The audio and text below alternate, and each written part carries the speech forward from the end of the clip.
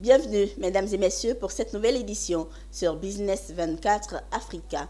Le ministre de la Transition numérique et de la digitalisation de la République de Côte d'Ivoire a présidé en compagnie de l'ambassadrice des États-Unis ce jeudi 14 décembre 2023 la cérémonie de la pose de la première pierre du Data Center national de la Côte d'Ivoire. Le Data Center national, qui sera construit dans l'enceinte de l'ARTCI à Marcory, servira à traiter, sécuriser, organiser et conserver les données informatiques de la Côte d'Ivoire. Pierre Tebeu et Valentin Gras. Ibrahim Khalil Konaté, ministre de la Transition numérique et de la digitalisation, et Jessica Davis-Ba, ambassadrice des États-Unis en Côte d'Ivoire, qui pose la première pierre du nouveau Data Center national de Côte d'Ivoire. L'événement est inédit.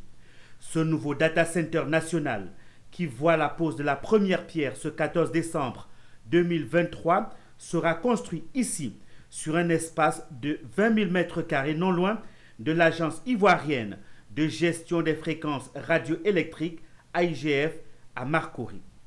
C'est un centre d'une capacité de 2 fois 1,5 MW dont le serveur occupera 1400 m² de cet espace. Un dispositif d'un processeur virtuel de 31 600 et d'une mémoire totale de 49 100 gigabits. Un projet gigantesque de plus de 36 milliards de francs CFA. Le site entier va être calibré sur une puissance électrique de 1,5 MW et pourra héberger jusqu'à 400 armoires hébergeant des serveurs. Très sécurisé, ce data center servira à héberger les données des autres entités nationales, dont les ministères et les secteurs privés qui en feront la demande. La Côte d'Ivoire sera également reconnue dans toute l'Afrique comme le centre d'excellence en matière de cybersécurité et de numérique. Ce data center national, les usagers bénéficieront de services publics nettement améliorés, caractérisé par une efficacité accrue et une innovation constante.